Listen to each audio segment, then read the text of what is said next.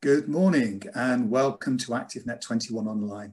This is our 7th event and our first as a digital experience, and like most of you, we've learned to adapt and be light on our feet. We really wanted to try and replicate the experience that we always give to ActiveNet, so please let us know how close we come to doing that. Huge thank you to all of our suppliers who have remained loyal. This is 2 years since we did our last session, and of course to the buyers. You know, without the buyers, we just don't get the valuable outcomes for all of our communities. As always, I need to say thank you to the ActiveNet team. Ali, you've created some fantastic treat box. Thank you so much. And thank you to the suppliers who've helped provide those products. And of course, the One Planet packing and distribution team who really made a difference to getting those out on time through DPD. Joe, brilliant job scheduling. I think it was 1,100 meetings that you were asked to do. And I think we've managed to achieve 771, so that's brilliant. And of course, Sarah Gilby at the back office can't do any of these things without really good support behind us. Our online partners, first event, they're working really hard behind the scenes at the moment. I really hope you don't have to have any contact with them. But if you look at your agenda, you'll see some help buttons on there. Just give them a shout and they'll do what they can on the technical side of stuff. If you've got any queries about the one-to-one meetings, just please contact either Joe or myself. Can I also just take this moment to say thank you to our workforce? You know, these guys and girls out there have done an absolutely fantastic job over the last 12 months. And it really has demonstrated the breadth, the adaptability and the competence of our teams delivering all those emergency hubs and all of those sessions to populations that really need our attention. And there's a few people that have joined us on the CPD today. So just a small thank you from ActiveNet for all the hard work. Please don't forget, as always, we always have an exercise class, and this time it's provided by MyZone. So we have an MZ remote class at 5:30 today, and we also have one at 6:30 tomorrow morning. You don't need a belt to take part. Give me a shout if you need more details. Please make sure you know your way around the virtual agenda. It's your portal to all of the different elements of the package. You basically click on the purple lines and that will take you to the next piece. So that's for the panel you're about to see, the breakout groups. When you do go to breakout, you will be asked to register for that. That's so that we can make sure you get your CPD points from SIMSPA. There's been 2 allocated for each of you that attend these sessions. And also remember, your camera and your microphone will really struggle to work in 2 different pieces of software. So you do have to come out of one piece before you go into the next. Finally, a huge thank you to our speakers. You all add such considerable value to ActiveNet. It's so important to add this type of insight to the industry, to make sure that we're all starting to think about what our futures hold. And to that end, I'd like to introduce my co-director, Mike Hill, who's going to introduce the chair and the first panel session. Over to you, Mike.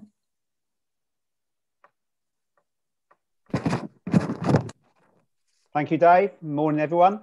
It's good to see you took up the challenge of the day, the challenge of the dare with that shirt, Dave.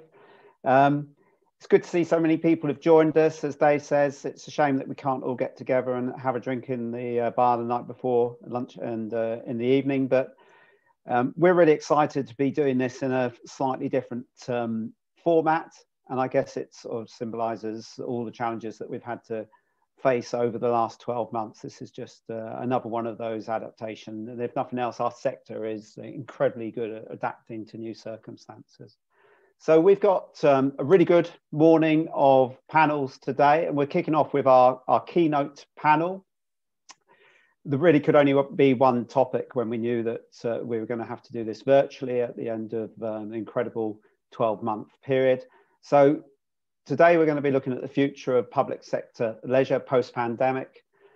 The challenges that have been facing public sector leisure have grown exponentially over the last 12 months and continue to grow.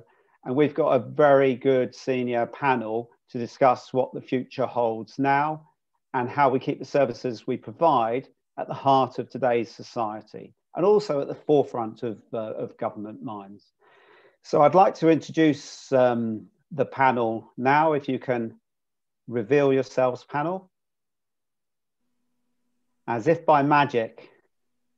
So, no surprises. Hopefully you've looked at the agenda, but let me just run through everyone. First of all, we've got Tara Dillon, CEO of SIMSPA. Thanks for the wave, Tara. Next, we've got Hugh Edwards, CEO of UK Active. Next, we've got Kirsty Cumming, CEO of Community Leisure UK Limited.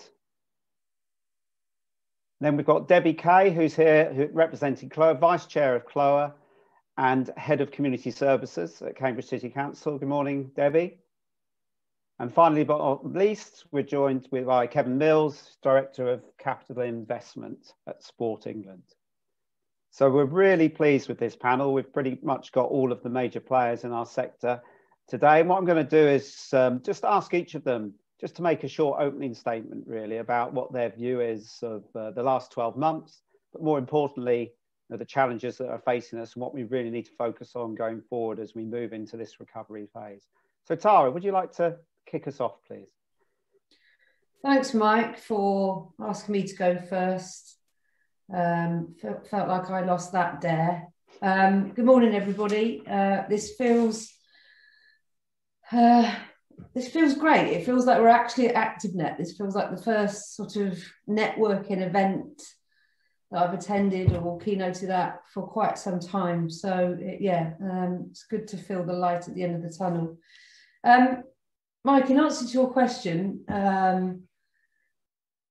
the challenges and the casualties of the last year notwithstanding, some of them have been heartbreaking, sites that won't reopen, and people have lost their jobs. I don't want to gloss over that. It's tragic, but I have to say I'm really quite enthusiastic about our future and our recovery.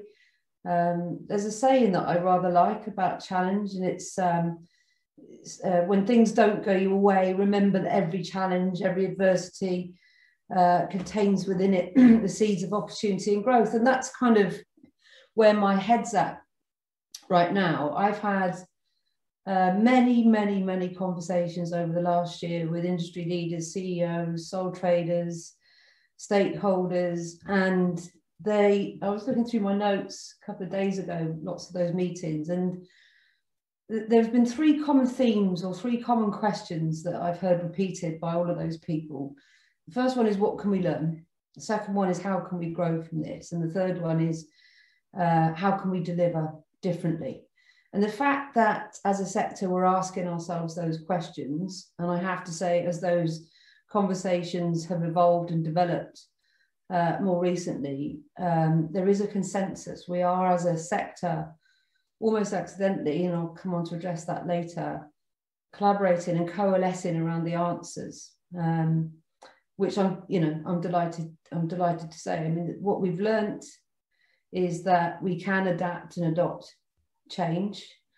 Our ability to grow and our ability to deliver differently seems to be overwhelmingly in the mindset of the entire sector.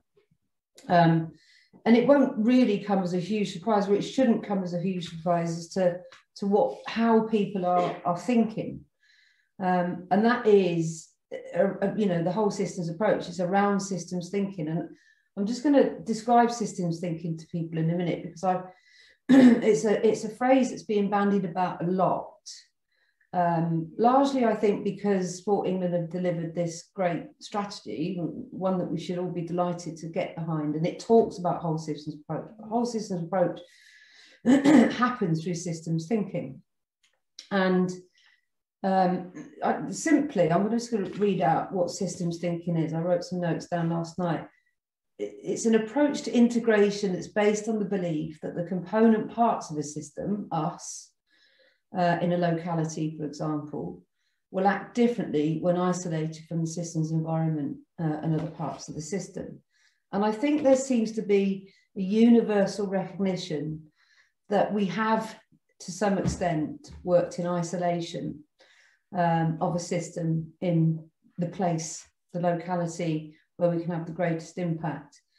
And I don't think I've met anybody, Mike, certainly the last 5-6 months, who hasn't recognised that being part of the overall system with your local authority, with your local health trust, with your local education providers, with your local employers, etc., that we're playing a component part. There's been some debate, Mike, I think, over the last few years about, we've got some sort of responsibility about tackling health inequalities. We're not the solution to tackling health inequalities, but we're part of the solution to tackling health inequalities. And I think coalescing around a principle that we can become a sum of the whole in a locality, providing services rather than a business, the most fantastic offer anybody could wish for in terms of business, you know, active lives,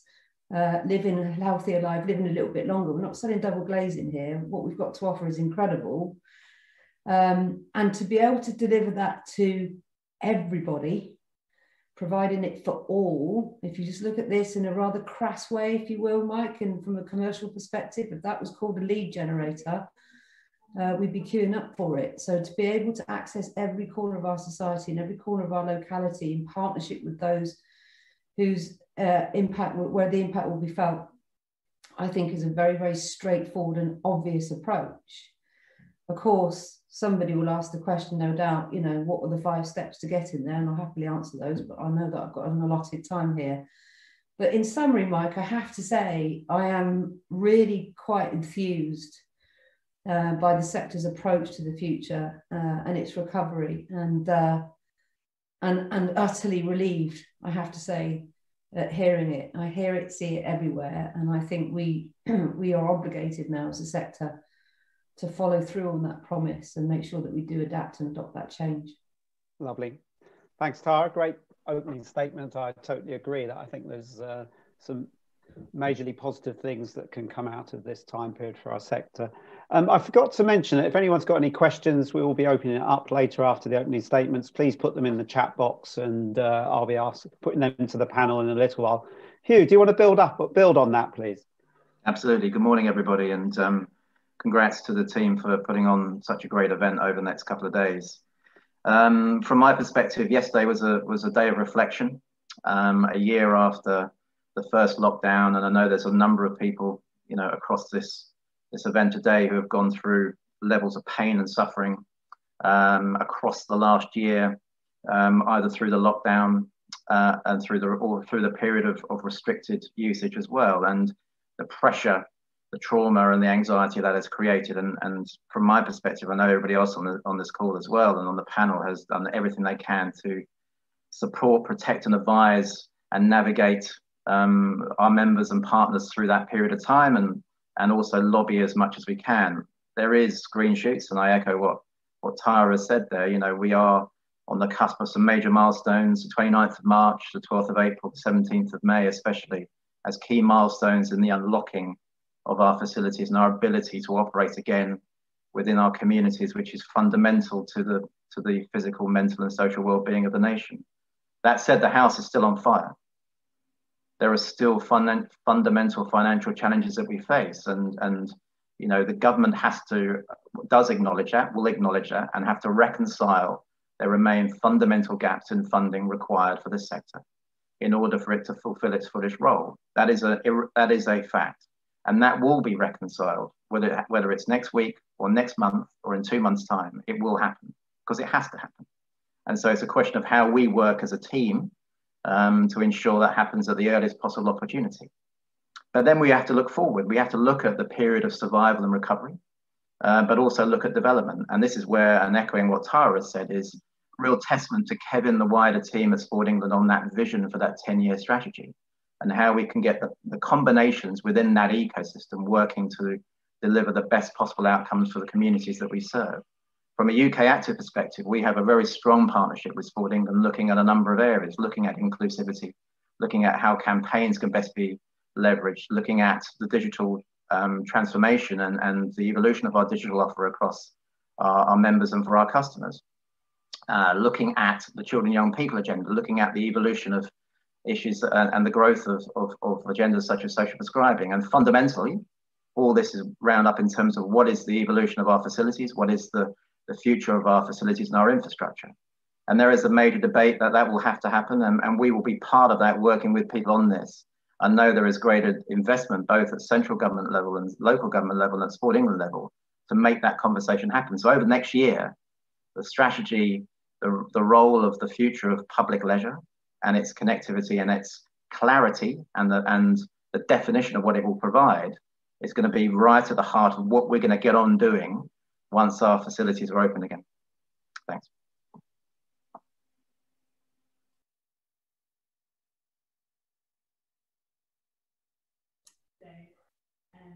First find of the day, Mike, you're on mute. First person to do that, and it's the chair. Kirsty, can you give us perspective from CL UK, please? Thanks, Mike, and thanks for the invitation to join the session this morning, which is a real pleasure to be here and to be with colleagues for the next hour or so. I suppose the challenge of going third is that I guess a lot of what I would say kind of very much echoes what Tara and Hugh have already said, which is positive, and that we're certainly kind of aligned in our perspectives, but probably not hugely new perspective to offer. I guess from our members' perspective, I mean, both Tara and Hugh have touched on this. The last year has been one of unprecedented challenge for our members operating in the public leisure sphere. I guess it's really exacerbated a lot of the challenges that were there pre-pandemic and really exposed those to a far greater degree. So some of this, from my perspective, is about pre-existing challenges that have been worsened, coupled with the challenges of the pandemic on top of that. I suppose front and centre, the financial pressures and the uncertainty of the last year have been really top of the list. The uncertainty in terms of reopening, the new requirements, safety requirements for members, you know, furlough, which was essentially an unknown term to everybody kind of the start of 2020, and now just seems to be a kind of common lingo. So there's been a huge kind of change over the last year.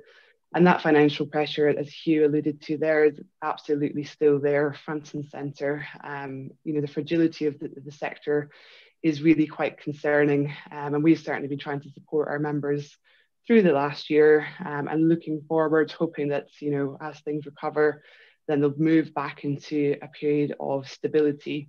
But from an organisational perspective, we've certainly kind of refocused some of our aims away from kind of words like thrive to survive and stability, a bit more of a kind of reality check for the next year as we move through this transition and recovery period. But I guess there's certainly been a bit of a ray of light in understanding the USB almost of public leisure. And we've done a bit of reflecting back. We took the opportunity yesterday on the National Day of Reflection to look at how our members have operated over the last year. So despite the closure of venues for most of the last year, our members have absolutely not closed. They've continued to serve their local communities. They've adopted digital approaches. They've been doing some physical work. They've been really identifying vulnerable people within their communities, supporting the COVID response, working in partnership with local authorities.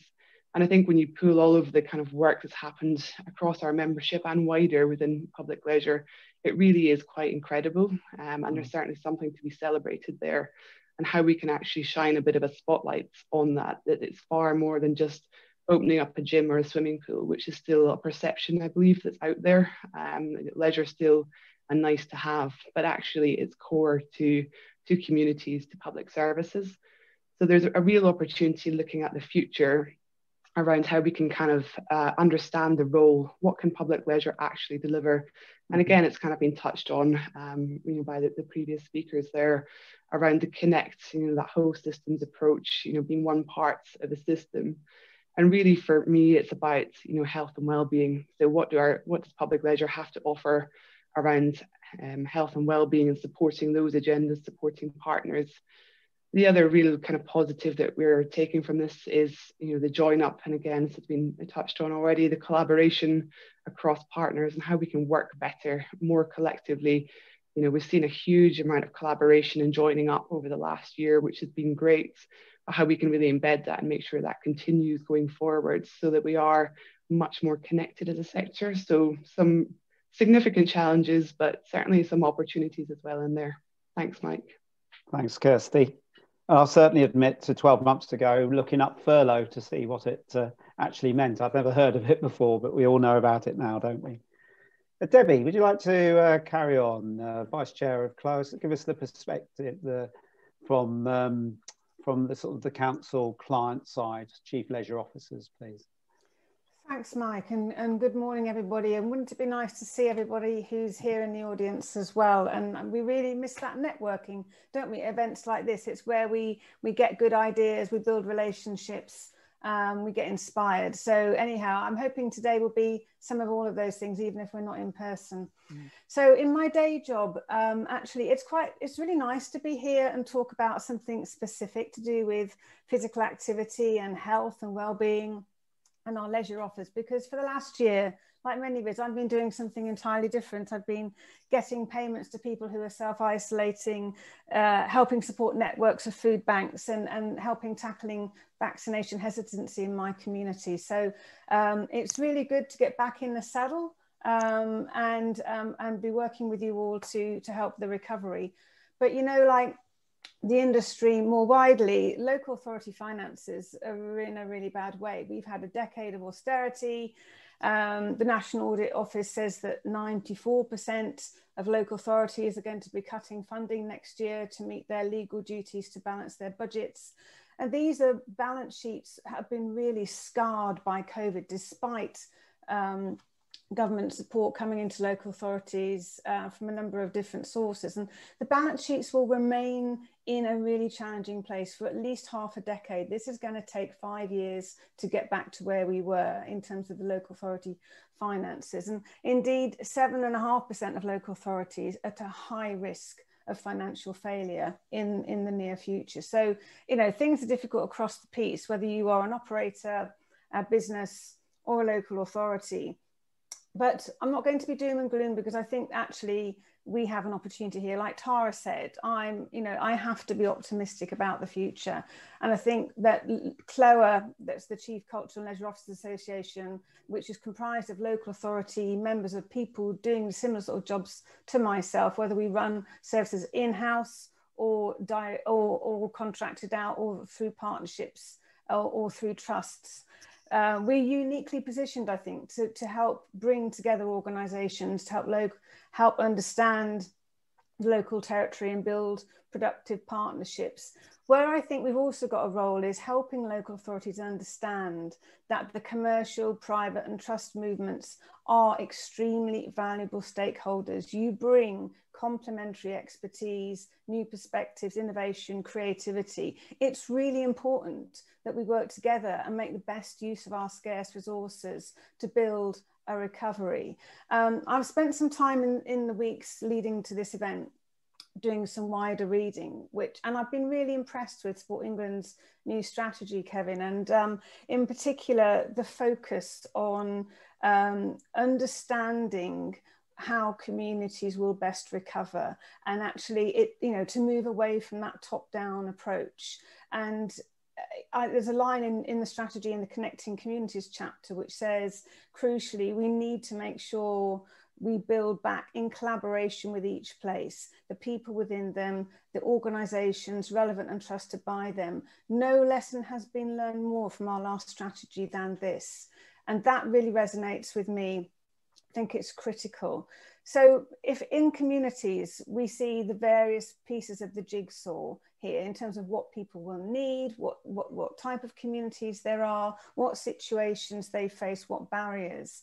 So local authorities have the picture. We have the front cover of the jigsaw, and it's crucial, I think, that we use that wider understanding of our territory to work with stakeholders to make the best use of our resources and find a way forward. And Chloe's just published a resource with Sport England called Navigating Local Systems. And this sets out how we can work together with a variety of partners, share information, understand how the local health system works in each area, what just strategic joint needs assessments are available, where the opportunities for partnership are. So I think there's a lot of synergy across the piece. We just need to try and bring it together. So I want to make a call for working together to make the most of the opportunity for recovery. Not recovery for the sake of it. Let's not forget, things weren't all great before. So let's build back better. Thank you. Lovely. Thanks, Debbie. I think collaboration is going to be a key word going forward over the next few years.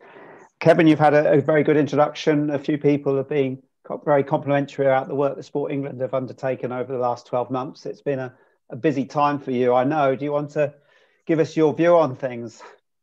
Yeah, thanks, Mike, and thanks for the invitation to speak here. Yes, and I do hope the Sport England strategy is well positioned in terms of the challenges we're going to face. So thanks for the support in that regard. And collaboration is absolutely key, and that's one of the benefits I think that we've seen emerge from this pandemic, if there is any, is that the strength in collaboration has been key to actually helping the sector recover. Right, I'm going to talk a little bit about the current situations as well as the future. It's almost 1 year ago that I used the words potential catastrophic failure when describing the impact on public leisure provision due to the pandemic and the instruction from government to close facilities. The sector is still in crisis, and I'm going to talk a little bit about the current immediate challenges as well as the challenges and opportunities for the future. We need to understand the possible extent of the impact of the sector to understand how that will affect the future. Following the decision to close facilities, Sport England undertook to make the case to government for financial assistance for local authorities to help meet the additional costs of sustaining the public leisure service.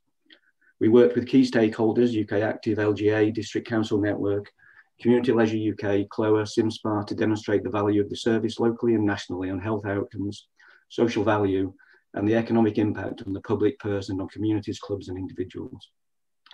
This proved to be an extremely hard fought and frustrating process, which involved significant investment and resources by ourselves, but huge support by those stakeholders.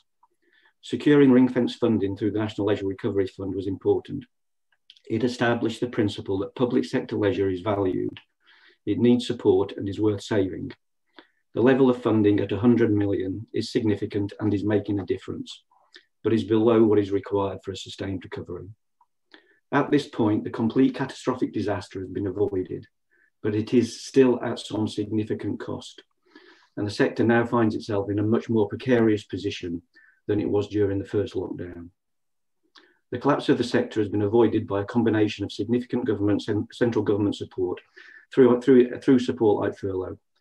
Local authorities finding additional financial support to help meet the cost of the service delivered to their communities in their facilities. The support provided by the NLRF, and a substantial reliance on the reserves of operators and trusts. The result of that is that we now have a position where local authorities are in a substantially worse position financially and are facing immense difficulties in relation to 21-22 budgets and beyond. And operators and trusts are severely weakened, having depleted reserves. If there is now no further ring-fence funding from central government, the cliff edge, which we have managed to avoid to a great extent, will be encountered, and the efforts to avoid the damaging impact on the sector and communities and clubs and individuals will unfortunately be realised.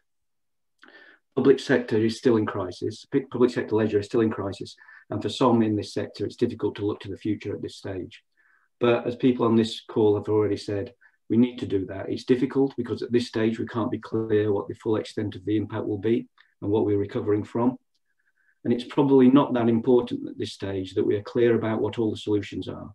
But what is clear is that there will need to be changes and services will need to be reviewed. That process needs resources. And at a time when resources are going to be increasingly stretched, that is a major risk. So what we're trying to do at Sport England is put further resources in place to support local authorities with this work, regardless of what the solutions might be, and they may be very different in different areas. There will need to be additional capacity and expertise to help authorities make the best decisions in some very challenging circumstances. Pre-COVID, we were already supporting authorities with their strategic outcome planning, helping achieve the best decisions in terms of community outcomes and investments in service. What we are seeing now is an increasing appetite for this. Instead of authorities reviewing their leisure services when a contract is coming to an end or a new capital build is on the horizon, we are seeing the majority of councils having to look and review their service provision. We are seeing authorities questioning whether the service is meeting community need, concerned about the prospect of reducing services, questioning whether the client-operator trust relationship is effective. So whilst the sector still struggles through the current crisis, we will support local authorities with the thinking and the planning to help ensure decisions taken are well informed and considered alongside their huge financial concerns. What we have seen through the crisis is that those areas which have strong partnerships and relationships between operator and client have fared better, and it's going to be essential going forward that both parties work hard at this partnership arrangement. Beyond the support to authorities, we will continue to support via capital investment programmes. And we anticipate that whilst there will be closure of some provision, there will also be opportunities to invest in improved facility provision, whether this be facilities with co-located services or consideration of smaller, more localised provision. The importance of considering a more holistic place-based provision and creating an active environment which integrates infrastructure, outdoor space and active travel will be critical to ensure community benefit and guard against inequalities. The final thing I wanted to mention is that we want to build a better future. We need to have robust data and insight to demonstrate more readily and consistently the huge benefit created through health and social value. Making that case was essential in convincing government of the need for financial support through the NLRF, but it is also the key to helping the case locally. Sport England are investing into the sector to make a step change in the level of data and insight that we collect to ensure this sector has a more robust and deeper evidence base to influence and shape both local and national policy and investment. The Moving Communities project will be discussed in the breakout session on the NLRF following this session. So Mike, that's some comments there. It does look at the current issues as well as the future. As everyone on this call has said, I am optimistic for the future, but I'm not overlooking the current crisis and the severe pressures that we're currently under in this sector. Brilliant. Thank you very much, Kevin. Okay, I've got a few questions coming through. I'm conscious we've got 25 minutes, so if I can ask the panelists to be as brief and succinct as possible, and then we can involve and engage with everyone. So just to kick off with, one for you, Kirsty. One of the things that I think the last 12 months has accelerated is our thinking out of the box, in both literally and metaphorically, that we've had to think very quick, we've had to be agile, nimble.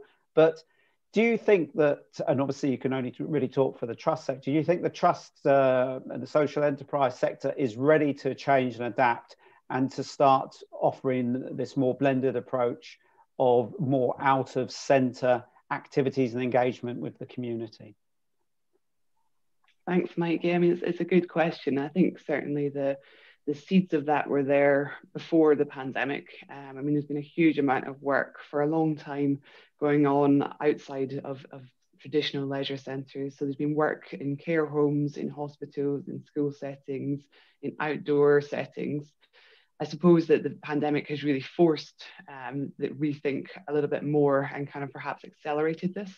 So the fact that venues have been closed, but also even when reopening was possible, I think there were still huge challenges around public confidence to enter into buildings in some areas, particularly for some of the groups that perhaps were a higher risk category. We got a lot of feedback through our members around concerns just around entering not just a leisure facility, but just going into any kind of public space and being in an enclosed environment.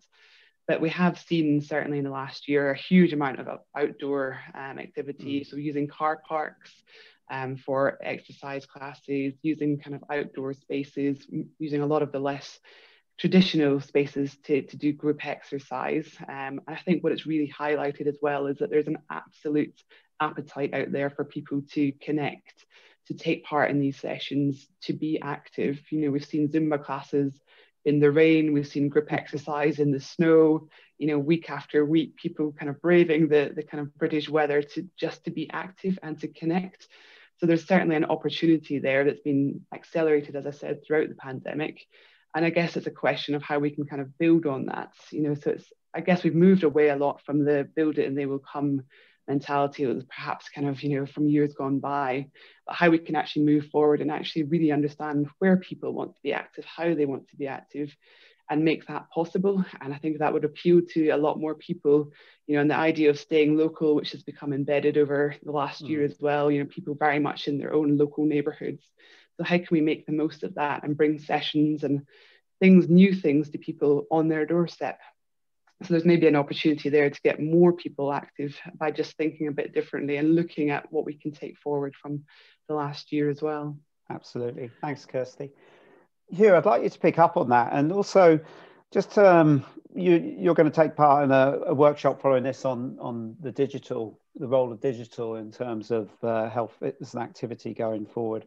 Perhaps a quick word on how you think we need to embrace that. Is it a challenge? Is it an opportunity? And also ActiveNet is all about bringing suppliers and operators together. I'm conscious that we've talked a lot about what we can do as operators, but what role do suppliers have in this recovery phase?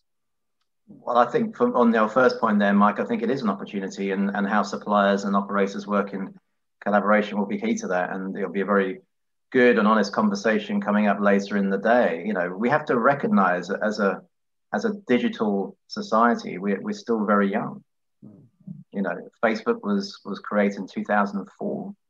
You know, so you're looking at a very young, immature society within the context of how we've engaged digital. And so this is how the key area here is how do we understand, how do we evaluate the impact on digital across our customer base, and how our operators will then look to integrate and provide, no doubt, a more strategic approach to the hybrid models that will go forward.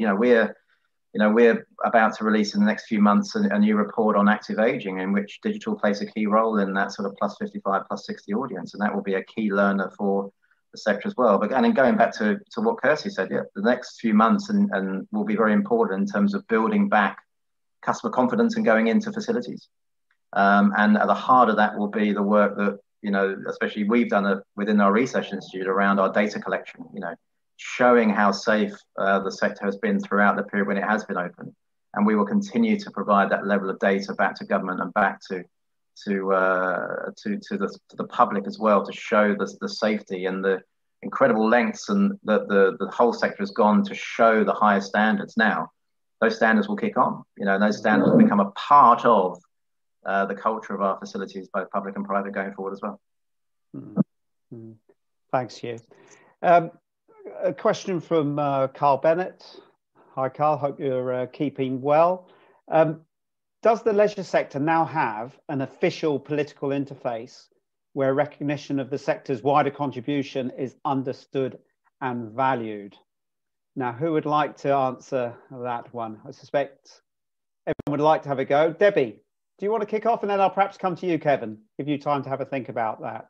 So just to repeat that, does the leisure sector have an official political interface where recognition of the sector's wider contribution is understood and valued? What's your thoughts on that? Actually, I think the situation is improving in this respect, and evidenced by the government's commitment to the Leisure Recovery Fund. Eventually, I have to say, but we do have a good alliance now called the Local Government Physical Activity Partnership, which some of the people on the panel here are members of, and I think that is becoming increasingly influential in bringing to the table to governments more evidence about what the benefits of physical activity and the leisure offer provides. But I think it's fair to say that the traditional approach does need re-examining, and I don't think we can push what we've done in the past as the solution to the way forward. I'm strongly the belief that needs re-examining. And I think locally, we've got to work with partners to have evidence to say what is needed, what can be afforded, show that we've looked at options in terms of how things can be delivered, by who, with who, in partnership, what investments are available to support that. And whatever we do going forwards, we've got to make sure we don't build back and exacerbate inequalities that already exist. So we already know that 14 million adults in the UK can't swim a length of a 25-metre pool. That's 1 in 3 adults can't swim. There is no point in investing huge amounts in swimming facilities if we don't tackle the epidemic of people's inability to swim in this country. And that starts at school, clearly. And I'm pleased to see Kevin in Sport England's strategy a commitment to review physical literacy, and I hope that includes swimming. Thanks, Debbie. Kevin, do you want to follow on that? How do you feel that that political interface has gone over the last 12 months? And do you think it's actually been strengthened in some ways? Yeah, I mean, there's obviously always has been an interface with government. We're an arm's length body. So in terms of our engagement, it's always been there. But Sport England's is a much broader area than just the public leisure sector. So actually breaking through government on specifically this issue was quite a tough task this time round. I think the complexity and the structure of the public leisure provision wasn't completely understood at all levels of government. And we had to spend quite a lot of time going through that and explaining the impact, explaining what the potential impact on this sector was going to look like in the face of this pandemic. The complete reliance on third-party income to basically run this service is something that was not automatically grasped, because it's an unusual service in local government. So we end up dealing with officials that don't necessarily come from this sector. And it's sometimes difficult to, something that you live and breathe every day is not as obvious and not as clear to other people's further up that chain. And we had to make that argument over and over again and make those points. So that's great. There has been breakthrough. There is a better understanding in DCMS and MHCLG. Once we broke through that, and it felt like we had to go through a ceiling, once we broke through that, then the support from those officials to help get that £100 million was essential, and there was high commitment from those officials. But it's a never-ending process in this. There's a lot of movement through government. Officials move on, and you're continually having to make the case and remind people. So having that dialogue constantly and regularly is essential. And also what we find is that whilst we have the hours that we spend with government, and what we can't say sometimes is what we're talking about and the points we're making, because there are certain restrictions on Sport England. So having other stakeholders that have a little bit more freedom to have that dialogue with government as well is absolutely essential in making the case as well, because obviously we can make the case and we can make the factual case, but the lobbying was extremely important in helping to achieve the support that the sector needs and will be in the future. Brilliant, thank you, Kevin. I can feel that Hugh is itching to come in here as well. I was going to go to Tara with another question. Did you want a quick minute on that, Hugh? Yeah, absolutely. I think, testament to the patience of, Kevin and wider team here. Yeah, a combination of things here. There's a major education piece that, that we will continue to do, which is ongoing with government. This agenda has fallen between the cracks between departments, right? That number one, but there's also and remains a systemic bias towards, traditional sports within the political leadership across government as well, which we are looking to address and rebalance as well. So it's a huge amount of work. The key here is how we give best support to the delivery of the strategy with Sport England. But as Kevin says, the united authority that we put back into government to address how we can improve the landscape in which that strategy is delivered is going to be very crucial from now and ongoing through the next 12 months, 2 years, 5 years as well. Lovely. Thanks, Hugh. Thanks for keeping that relatively brief. Okay, the next question I'm going to ask for Tara to kick off. It's a bit of a tough one, I'm afraid, Tara, but I'm sure you're up for it. John Bryan, will the austerity measures drive the wrong behaviour around collaboration?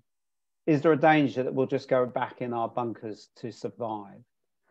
And just to add on to that, I mean, it's great to hear, all the positivity that's around, but the reality is that money is going to be even shorter. There's potentially an argument that government's going to be thinking even more short term than they usually do. So are we being, is there a risk here that we're being overly optimistic about the future and it is going to be basically around survival? Thanks, Mike. Look, I don't think, look, of course there's a risk we could go back, But honestly, listen to the panel today, listen to your colleagues on this network today. It's not just a case of collaborating for change. We've got an obligation to collaborate and to make sure that we don't go back into silo.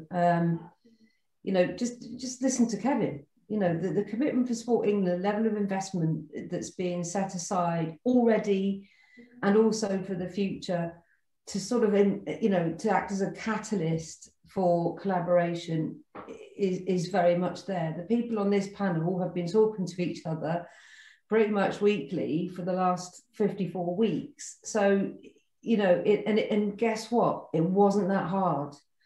And it's going to be tough. There's no two ways about it. I am optimistic about the future. We will recover. I'm 100% certain of it, and we will recover better than we were before. Kirsty's absolutely right. What a lot of this pandemic has exposed were pre-existing issues that were unaddressed. Let's be honest about it. And that, in answer to Carol's point, are political as well as practical.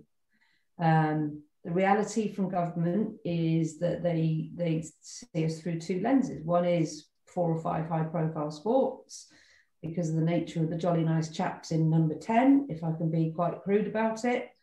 And secondly, local authority leisure is the stuff of local authority and therefore catered for. You know, in the same way that perhaps bin collections and street lighting is a local authority function, it should be okay.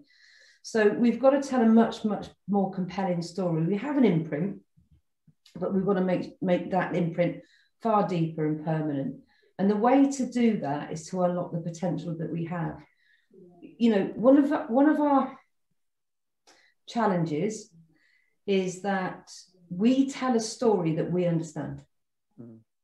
You know, look at some of the data that we've produced in the last few years. That for you and I, Mike, has been, and John and Carl, who was asked this question, you know, we're all very pleased with ourselves. Look at the social value reports that we've developed. But the reality is, it's a social value report on those who can afford to use our facilities, those we cater for.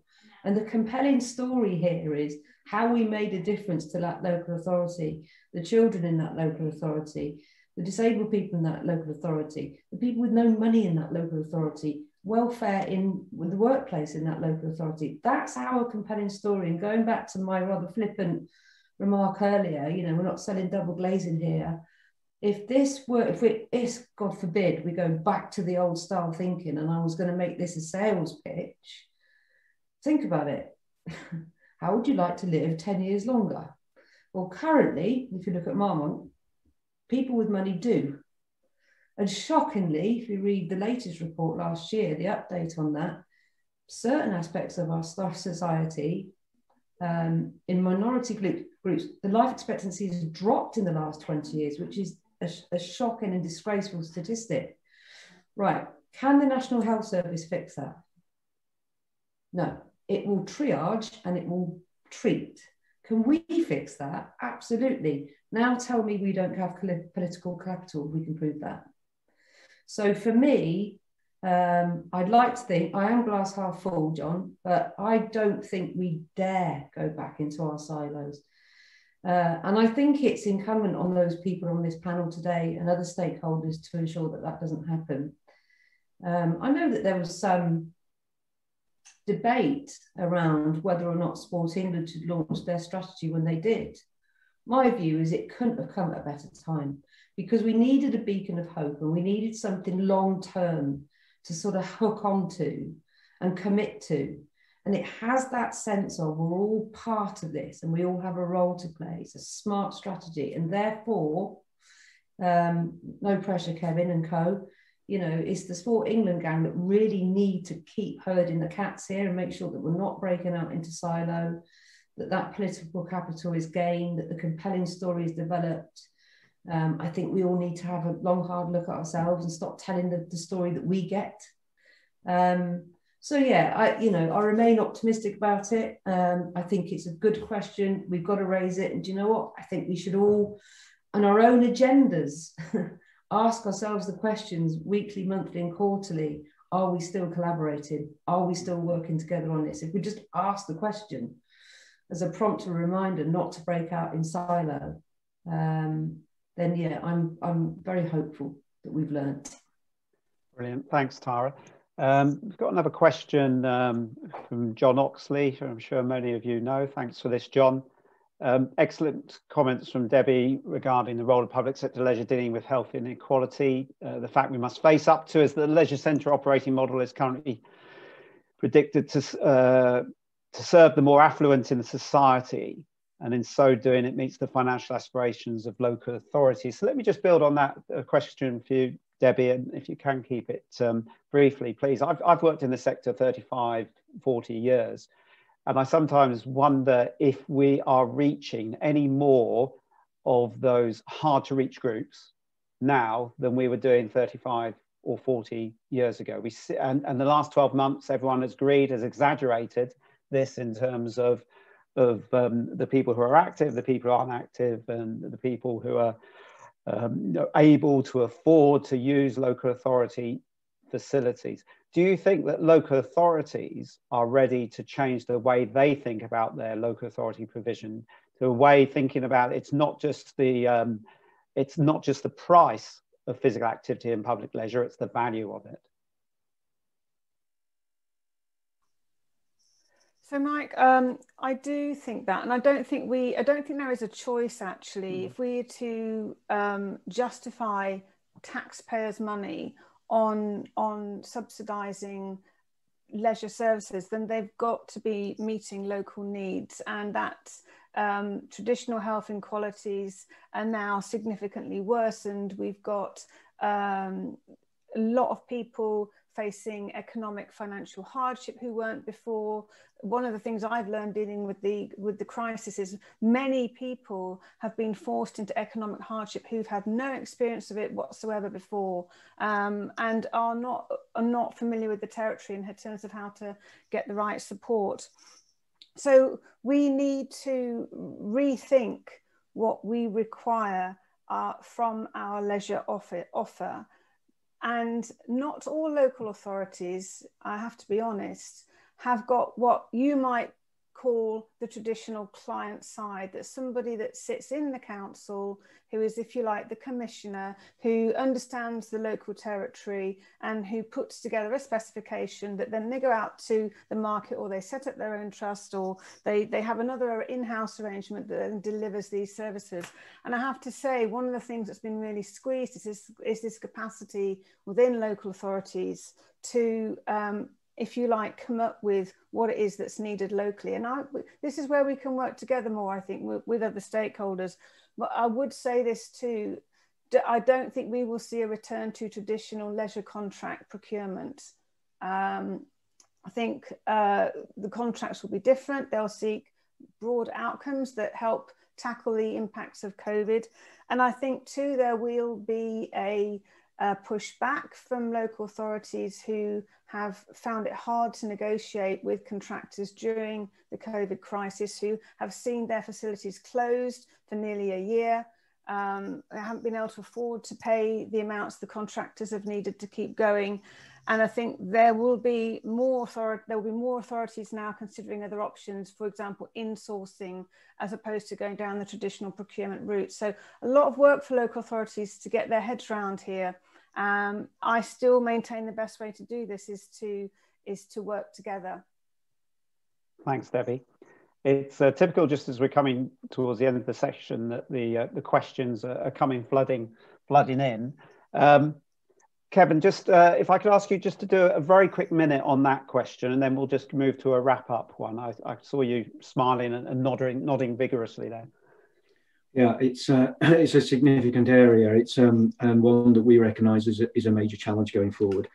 I think there had been, prior to COVID, a shift towards more local authorities recognising how far this sector had shifted. We went through a period of austerity from 2011 onwards, where the financial requirements for delivery of the services were overtaking some of the outcomes, and trying to get that balance repositioned is very, very tough. We now have a situation where COVID has created a further pressure financially on local authorities, at the same time where we need to recognise that the service needs to deliver more community outcomes and social value. It's a difficult thing to wrestle with, but we must wrestle with it. Things have to be done differently. We can't afford a situation where services are not delivering the community outcomes that are needed locally. That's absolutely essential. And yet at that same time, local authorities are saying, but we are under so much more pressure financially. So that's an immense challenge, but it's one that we are hopefully going to put more and more resources into, because I recognise Debbie's point. That is a challenge, and it will need resourcing, and it will need assistance for authorities to think through that and how it can be best positioned. What will be absolutely key on this overall, though, is this better data and insight that we need to establish for the sector. And the moving communities issue, we're launching it now. I've got people saying to me it's difficult launching something on us at the same time as we're under pressure to reopen. But we can't stand still on this. The data and insight will help to make the case locally and nationally that the investment in this sector is needed, and it will demonstrate the value of the sector. I often have discussions with authorities who are talking about reducing investment in leisure. And we point out the amount of loss that would happen if those facilities and that provision went away. The higher cost to the public purse and to society as a whole would be greater without that investment. But we're having to make the case time and time again. We just need better evidence nationally and locally to help support people make that case. Brilliant. Thanks, Kevin. Appreciate you being so brief. Getting some really good comments coming in. Quick comment from Chris Rushnan. Hi, Chris. Debbie speaking sense, Ray procurement, stop the race to the bottom. So you've got one vote there, Debbie. Okay, so we just need to wrap it up now. I'm going to go around the panel and just ask one final question. It's probably the biggest question of the day. What are you most looking forward to? April the 12th is a bit of a D-Day for the leisure, health and fitness sector. So I'm going to open this up personally or professionally, 30 seconds each. Tara, do you want to kick it off? What are you looking forward to most doing on April the 12th?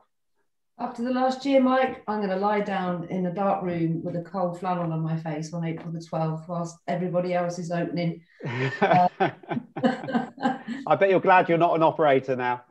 I don't miss it. No. Thank you very much. Hugh, what are you looking forward to most? Well, personally, I'll be supporting my local gym, but I'm sure my comms team will also have some other requirements for me on the day as well. But it'll be a moment, you know, a great day and an important milestone for the whole sector. Lovely, thanks. Kirsty, what are you most looking forward to? Thanks, Mike. I think for me, it would be the positivity and watching the reopening of our members and just seeing things move back towards normal. I guess personally for me, I mean, I'm actually based in Scotland, so nothing will be reopening here for me on the 12th. I have to wait until the 26th, a little bit longer. Apologies, I was being English-centric then.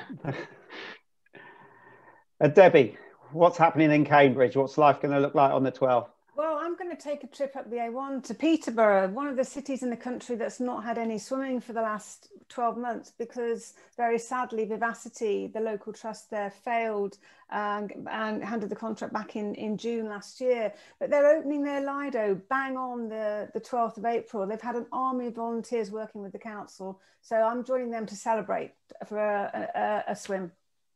Excellent. That sounds very appropriate. And Kevin, I guess you'll be a busy man on the 12th. What are you looking forward to personally doing? Well, I think what I'm personally hoping to see is some really positive media and news stories about the reopening of the sector. And I'm hoping that there will be plenty of politicians that will be wanting to back this and demonstrate their support for the reopening. So that would be really positive. On a personal note, I'm probably looking forward to a couple of more meetings with DCMS. But we'll see on that one. I'm not sure if I got a sense of irony there or not, Kevin. We'll leave that hanging. Right then, well, thank you very much, everyone. We've had some great questions come in. Apologies for those last few questions that came in that we didn't have time to answer. I'd like to thank all of the panel. It's been a great hour. I think we've had some good conversations, some challenging questions, but some very positive and optimistic answers. So just a little bit of housekeeping before we finish. So we're just finishing almost spot on time, 11:30. We're going to move straight to the group sessions now, and several of our keynote speakers are going to be moving straight over to them. So you should be able to access these by going to your agenda, your interactive agenda page, and then just select which one you'd like to attend. They're going to start at 10:35. The first one is the role of the workforce post-pandemic. So Tara's going to be nipping over to that one and being joined by Marcus Kingwell of EMD and Jenny Patrickson from Active IQ, looking at the importance of the workforce post-pandemic. Kevin's going to be joining Emma from Sport England and myself in a session on the National Leisure Recovery Fund and moving communities, which has been mentioned several times. And then finally, who's going to be moving over to a session chaired by Steve Mann on the digital community post-pandemic challenge or opportunity. So 3 very good breakout sessions for you to choose from. And then after that, just a reminder, there'll be a 10-minute coffee pit stop, which will take you up to 11:50. And then those of you who are carried on with us for the meetings, remember your first meeting starts at 11:50 prompt. So thanks once again to all the panel. It's been a pleasure as always, and hopefully sometime over the next year, we'll all be meeting face-to-face to do this thing properly. All right, thank you very much, everyone. Thanks, guys.